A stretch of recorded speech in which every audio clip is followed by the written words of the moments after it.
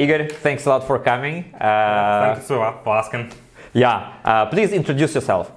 Okay, maybe to be very short, like I'm Ihor and I'm a software engineer. I think that pretty much concludes. Okay, maybe slightly more, like, what technologies are your primary, and what kind of expertise or maybe experience you already have in terms of years of work as a software engineer? Maybe now it's around 9 years. Now my title is, I think, like something like Java team lead or whatever, but in general it doesn't depend. What you do mostly is you do engineering with slightly, I don't know, maybe a bit of something of communication if it's about lead roles, but in the end it's all about engineering products. Yeah. So I've started when I was at university, I think at third course, and I was front-end at that time, but front-end like Android development, mobile development. And then with time I like switched to backend because it became more fun, and mobile development became less fun, like a bit more straightforward. So yeah, I think. Okay, so Java, team lead, and Java is fun. Is it right? Maybe it depends on the task, on current project, yeah, I can say that it's mostly fun, and that's really nice, because there is something about, a lot of people say that, oh, Java this stuff is boring, like it's so outdated and whatever. If you're working on outdated projects with outdated technology and with outdated processes, yeah, it won't be fun at all, and I think that people will run away from those projects as fast as possible, and that's pretty obvious why. Okay. But I don't think that any technology is fun or not fun, but more about projects. And with backend engineering, compared to mobile engineering, I think what drives me more is that the solutions decisions that you take. If you break something on backend, everything breaks, front end included. If you break something on one mobile client, like this mobile client breaks, so like responsibility is slightly less. Of course, it's with something very big, it would also be very bad, but in general, scale of problems on backend is more interesting for me. I think Clubhouse is still like composing the Android version, right? So yeah, to them it might be very much important, but I agree, without backend, it will not work at all. Yeah, but I don't try to say that front end is not fun. It has, when I was interviewing at my early stages for Android development roles, I was saying I like mobile development, which is actually a front end, more because you directly interact with what you do, and so everything has its advantages and disadvantages, and it's more like business oriented front end. For example, in our team we have an awesome front end developer, kudos Igor if you watch us. Yeah, who is also acting like, I said, half on business analysis. He has a lot of, I don't know, discussions with our business analysis, because he sees the all user flows. So that's very interesting in front end as well. But it's more about, I think, business, not about hard skills, engineering, and so on. So front end is interesting due to its attachment to business. Back end is interesting because of its challenging engineering tasks. You mentioned about the times when you were interviewed for the Android developer position. So can you please recall of those times when you were searching for a new job, and what kind of overall candidate experience was that for you? Oh, it really depends. Like, it depends on your maturity, on your way of life. I remember when I was like, it was, I don't know, 6 or 7 years ago, when I was still in university, and I was like trying myself at different interviews, and sometimes it was really hard at that time. You came to interview, you was asked questions to which you do not know answer yet, and yeah, this is like, but of course it helps you, but didn't like it at all. Of course, as you mature, as you become more and more experienced, it becomes much easier.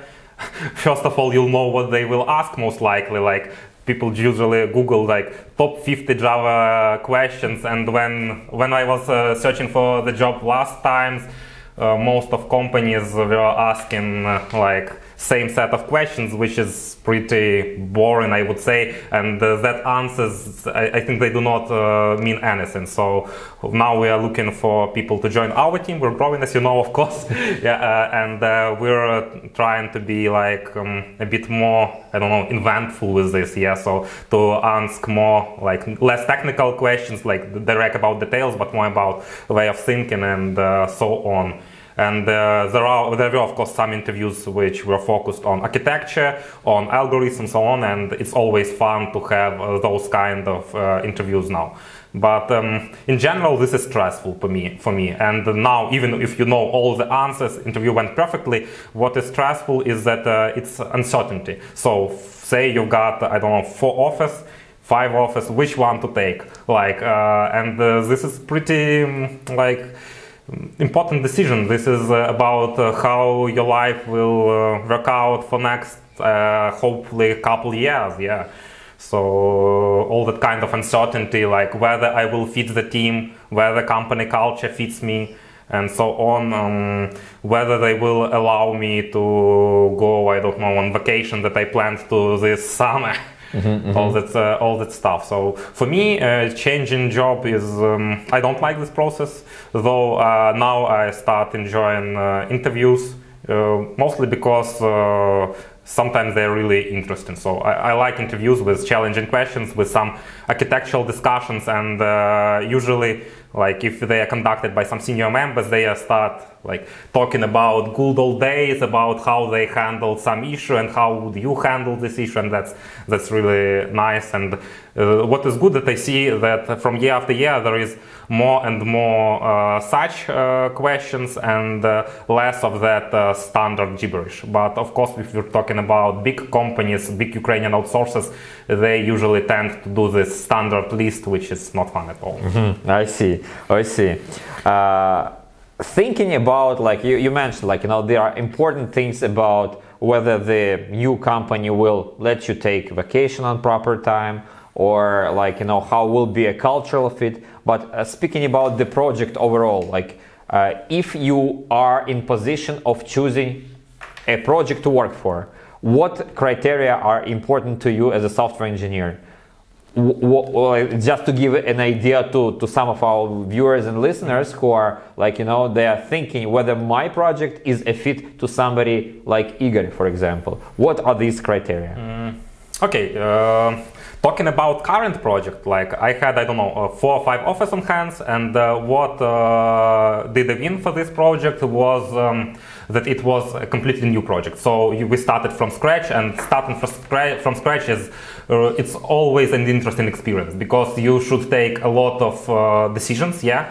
And of course, if the role that you're going to be attached to contains word lead, it doesn't matter, team lead, tech lead, and so on. It means that you're more and more in charge of the decision, though I'm pretty like pro team sharing when it comes to doing some decision, no like hard stuff. Like when people say, I don't know, on one of my previous projects there was like company culture where we had a team lead and we had some architectural discussions, and by the end of it he said, all your points are good, but as I've said, we will do this way. But this is shit, of course. But in general, when we talk about new project, there is plenty of decisions need to be taken. And what's more important, that you'll see consequences of these decisions. So you'll be able to learn something in general about the project development. Also, it's about setting up software development lifecycle. It's always more tricky when the project is started from scratch. So that's also very interesting. In general, like there's, I think, first rule of thumb is what we're looking at when it comes to different offers. Yeah, is where the technology stack from this offer is relevant towards your future plan. for example, I've got like plans for my next developments, and I know, for example, that when I'll pick up my next job, it will be closer to data engineering, so I'll look for something with Apache Spark and so on and so on. Yeah, so that's important. You should like filter out things that are relevant to you. Then, of course, what is the product? This first, I think this is a blacklist, whether this product is not in the blacklist. For example, for me, gambling projects or online casinos, all that stuff is in the blacklist because I don't want to take part in stripping people from their fair-earned money. Yeah, so though these projects are very interesting from technical perspective because there is real-time bidding, very high load. So from algorithmical perspective, this is perfect. This is one of the most interesting things that software engineer can work on because load is very high. Decisions should be taken very quickly, very rapidly. Yeah. So really interesting engineering. I've got friends who work for such companies, and it's always pleasure to speak with them. They always tell you some insights about interesting stuff, which you will probably use a couple years later when it comes to aftermarket. Yeah, but it's a blacklist. So, and also there are like projects which would add, I don't know, benefits, or you can even agree to smaller wage because you perceive them as something important for you, something that strikes you really. Yeah. Then, of course, I think it would be a growth perspective if you're looking for employment of at least a couple years. Yeah. It's also very important to have a very clear roadmap where it will which direction this project development will take, and where this project can take you with itself. Yeah, so how can you develop within it? Because in general, what's bad is that a lot of projects, they are just focused on like delivering new features, yeah, without any clear understanding of the directions. What should people learn to be able to help this project grow? And my recommendations to the guys who try to outsource the project is to have the very clear roadmap and maybe explain this roadmap among the advantages of the project. That, for example, I don't know, currently we're working on integrating some, I don't know, AI pipelines to our project, and maybe for somebody it would be a very interesting experience and very good to know. I don't know, yeah, that's the point, I think. Then, of course, the impression from the interviewer matters, because sometimes, when you are interviewed at some company, the interviewer, he is not trying to hire you or evaluate your knowledge. The interviewer is trying to prove that he is better than you on this position. Yeah, okay, guy, you're at this position already, so obviously you're better than me at this position. But why are you trying to prove this to me? I got no point. But I've noticed these things a lot, and that's very nice when there are a lot of people on the interview and they can point their colleague to like, what are you doing, man? I don't like this experience. So I remember, last time in one of the companies when I was interviewed, they've got team lead, architect, chief architect, and so on and so on. And the team lead started asking me questions about really low-level things that nobody uses, I don't know, for 30 years already. And I've answered in general, but not in details. And he like, do you know that it works this and this way? And it was like, you're a peasant, man, yeah? But he is the chief architect, indeed didn't know, and that was very nice from him. But in general, it makes the impression of not very healthy culture. You've got some, I don't know, peacock, which is trying to prove that he is the best by the expense of their colleague. I would doubt that I want to work in such an environment here. I see. Well, that's interesting. Thanks, Igor. You mentioned one thing, and maybe a while ago during our conversation, you spoke about a company culture that is important, of course, to you as a candidate to consider working for a particular company. My question to you, speaking about our model, you now work with a company, Mobilunity, with a client somewhere in Belgium. What's more important, if there is any importance, the Mobilunity company itself, the provider of dedicated development teams, or your end client?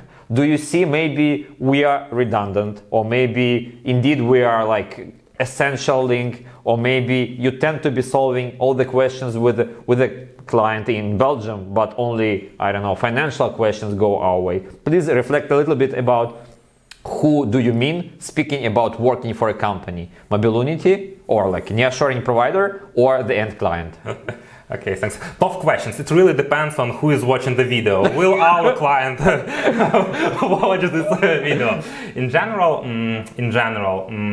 I would say that for me, like when I'm asked which company is you're working on, I'm saying usually like I'm working on a Belgian HR project. Yeah, so when it's about the product, it's always the client side. But when it comes to, I don't know, negotiations or everything with the client, I see a lot of value in Mobilunity, and I'm really happy that we have this middleman, which helps we help Belgium, our partners, in hiring process, and now leads us through this journey with client, because I think it's very hard. A lot of people think that it's indeed like outstaff companies are redundant, they are not needed at all, but first of all, they didn't have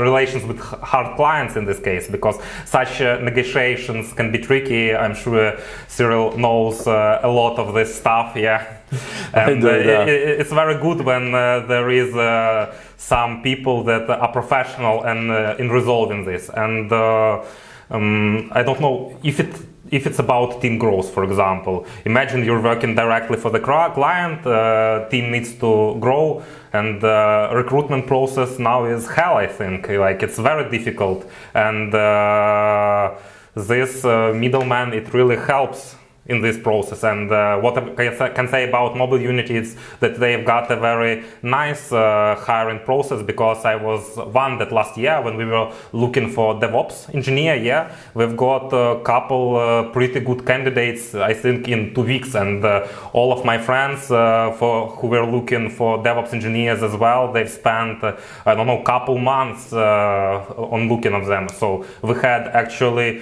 2 good options in 2 weeks to choose from.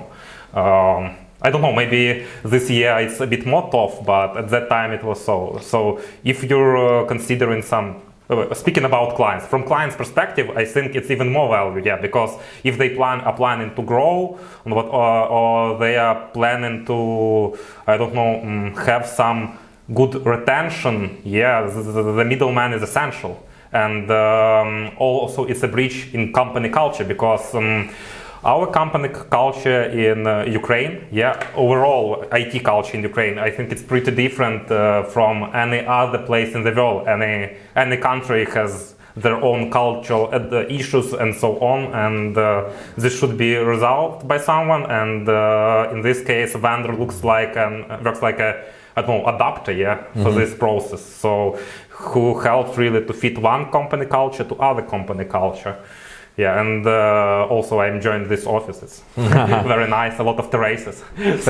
Thank you. We indeed were very tough on picking out the right office for you guys. But this is clear totally. Thank you, Igor.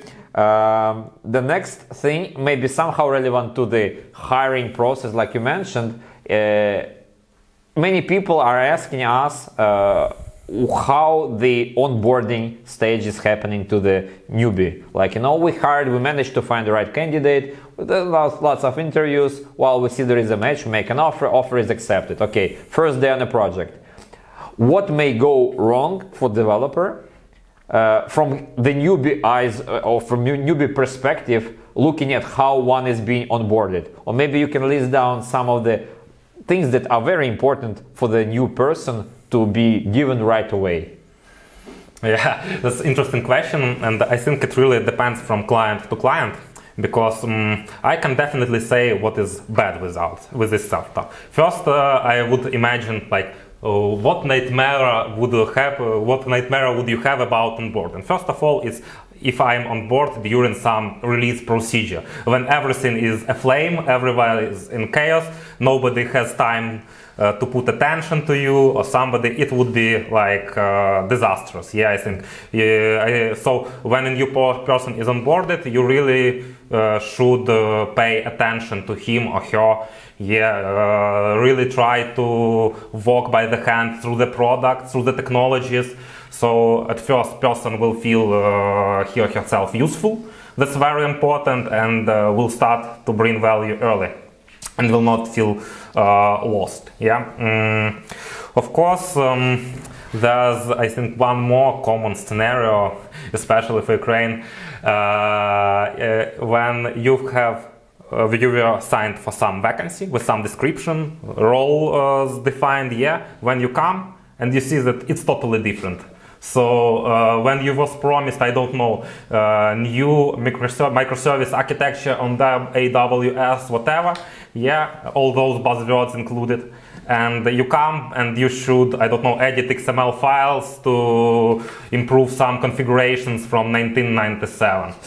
It would be bad, and it's very fun because I think last week I got a LinkedIn message from a recruiter from a big company, yeah, and my friends are working on that project, so I know things about that project. And they, in that vacancy, it is described that in totally different way that my friends describe it to me, totally different technologies and whatever, and this would be disastrous as well. Also, one thing that I would pay attention to is that when I see some blame games at the meetings, I think blame games, this is really the point, like, you see blame games, you run away. You don't finish your, how it's called, probation period, yeah, because first of all, at some point of time they might blame you, but that's not that important. What's worse is that you can fit into that culture and become a shitty person yourself. Don't want this. Fair enough. I would want to be part of these things as well. Good. I have more of a general question. You have years of experience, you used to work for different companies, and obviously you were part of international teams. Can you try to be unbiased and still compare Ukrainian software engineers with, let's say, anyone else you ever worked with? Like, you know, whoever you feel comfortable to speak about, please do. Okay, there is a myth, you know, maybe it's spread by Ukrainian software development teams that, maybe. that Ukrainian engineers are exceptional, like we are better than Indian guys, I don't know, Swiss guys, American guys, like we are productive as Americans but cheap as Indians, whatever, yeah. But I think it's gibberish. Competition now is global, so I can't say that Ukrainians compete against Indians. For example, yeah, it's like a very frequent comparison. Yeah, why you should outsource projects to Ukraine than to India? Maybe obvious reason because here it is cheaper still, I think. But I don't know. Like, I'm a bit hesitant.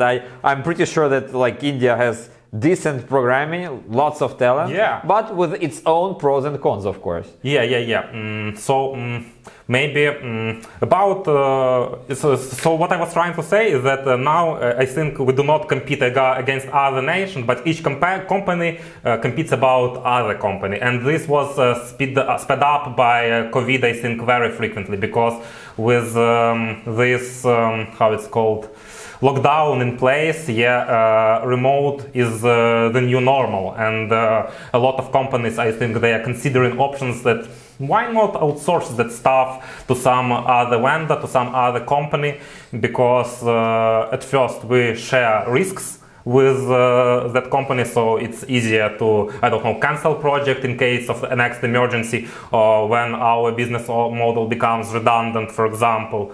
And also it may be a bit more flexible, cheaper, whatever, yeah. But what are pros for Ukrainians, I think, is that we still have a lot of talent, and that's true. So I've got a hobby. I'm a university teacher, yeah, and there are a lot of very nice students, and they are like way smarter than I was at that time, maybe than I am now. Yeah, they are really nice, and I can see that they will do good things. They will bring great products if they are put to the right place. Also, I can see that for now, you know, women in tech, this important topic, they are like a bit underrepresented, but we have headroom there. It means that if we represent them, we will have even more good developers. And as a university teacher, I can see that year after year, this percentage grows.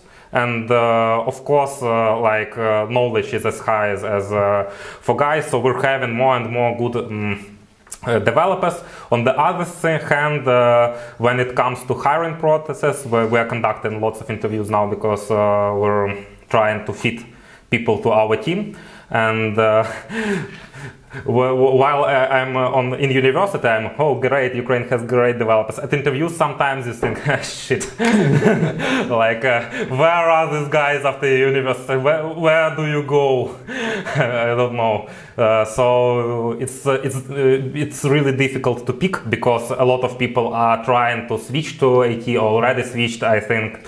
But there are talent, and of course with the right hiring process they can be distinguished and be found. Also, I think what is good is that we are culturally close to Europeans, to Americans. Actually, we are Europeans, so with our, of course, some Eastern stuff, but I think it's even better. You know, like in Ukraine, for example, it's less painful, I think, for people to deploy in the evening than for some Europeans to fix something in the evening, because for us it's okay, we're more easygoing about breaking some small rules or work-life balance in case of necessity, so it can be like a bit advantageous, yeah, for the client in this case. That's good also. Yeah, I think, and also we have nice flight connections to European countries, so you can like easily visit us, or we can visit our client, which is also, I think, important to make some bond, some sort of bond, because if they are half the world away and with jet lag and all that stuff, it will make visits less frequent. But of course, Corona breaks this advantage, I can say, yeah. But for now, yeah. For but now. maybe soon we hope that things will be back to normal. Yeah. One more thing that I'd like to add is that now we're working with a European client and also with other companies from Belgium to integrate with them. And what I've noticed is they all have some garage-driven, you know, hackathon approach to coding. Maybe it's because of the scales, I think not maybe, it's definitely because of the scale of the projects that are held there. It's a bit smaller than big Ukrainian outsources when you can have 700 people on a single domain. And this scale, it forces us to adopt some approaches to some correct software development lifecycle. And even when we then join smaller projects, yeah, we bring this really consistent, this good approach with us. So this is one thing that I think important, and that we can like teach our clients like to improve their software development life cycle, to make it more scalable, I would say, more robust. Mm-hmm, yeah. Mm-hmm. Interesting. Good. And probably one of my last questions, please think of an advice that you could be sharing to potential clients thinking about nearshoring to Ukraine specifically. What will it be? Okay, welcome guys. My advice would be that we have a nice talent pool here. There is a lot of good people, good engineers, which with very product-oriented way of thinking. My advice would be to give them freedom of expression. Yeah, so first, but maybe it's when you already hired the team, you should give your team freedom of expression. This is very important, of course, for people to grow professionally, and most likely you'll benefit from it as well.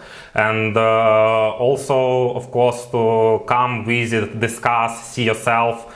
I'm pretty sure that Cyril will gladly help you with this process. I'll try to. Thanks a lot, Ihor. So as we had learned, Ihor has an interesting story over his career in IT here, growing from a junior developer one day to a team lead now, working for a Belgian client of ours. Ihor was clear about every client has its own story. We cannot be diversifying whatever fits one client should be fitting others or things like that. There are simple things and stages in a career of a developer with every particular project, and those are recruiting, then comes onboarding, then comes the real work when it is expected that Ukrainian developers are given a chance, given an ability to express themselves, to be bringing the value to the product, because that's what they were hired for. I'm hoping Ihor's insights were helpful to you guys. As always, we hope to see you here in Ukraine one day. And other than that, have a great day. Bye. Thanks.